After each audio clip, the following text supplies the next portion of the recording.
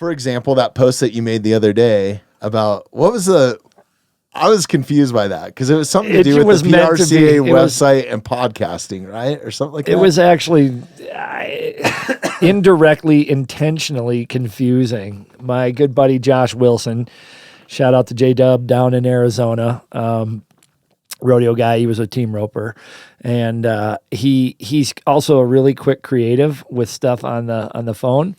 And if anybody tunes into the PRCA or you get on there on a weekly level, you'll look up the standings, and what happens is in those standings.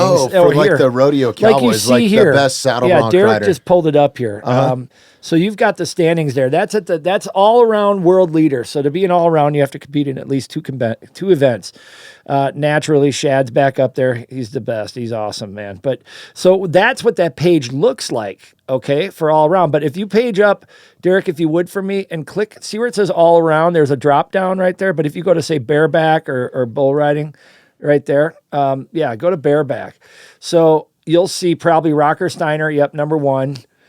And then Keenan, our guy here from Hayden, Colorado, who just won the world last year. Shout out to Keenan. He was number one all season long until the final week. And then Rocker went in and kicked ass up in South Dakota. But these are the guys now that the season's over. So we just finished the season. That ends on September 30th. And I've told you this before, it starts again on October 1st. So the rodeo really never ends. But the 2024 season is over. Now the top 15 in each one of these, the rodeo event categories, is going to the National Finals Rodeo in December. And Josh sends me this deal, and it shows myself up there. And initially he had Keenan and Leighton Berry in there. And I go, well, dude, I'm not a rough stock rider. I mean, I tried riding bulls 100 years ago.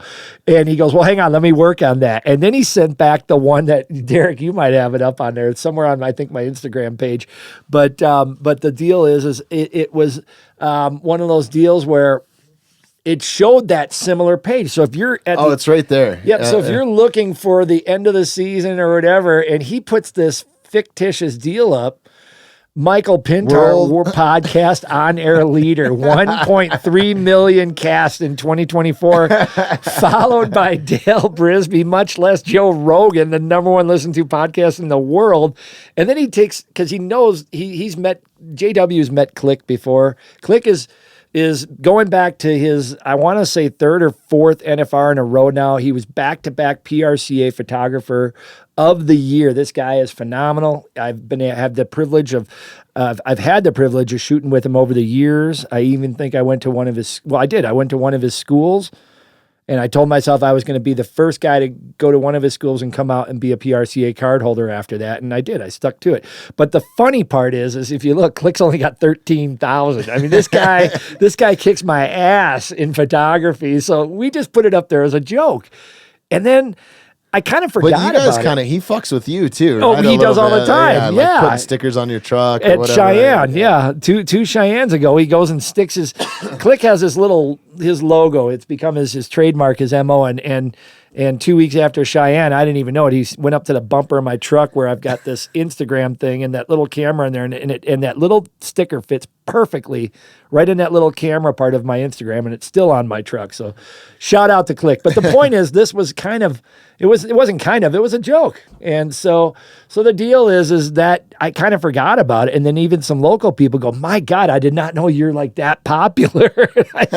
I said, I'm such a diehard loyalist, right? When yeah. I saw this pop up on the mountainside, because I think you tagged me, right? Yeah, I had to. You're it. You're my podcast. So I turned around and reshared it on my story, and I tagged Dale and Joe Rogan and Click, so they could all make sure that they saw it. Right? Oh, that is great. Yeah, so that's the humor. I don't know that Joe ever saw it, but Dale definitely. Saw it. Gave it a thumbs up or a little heart. Dale saw it for sure, which brings up a good point. I was thinking about Dale the other day, and we were just talking about it.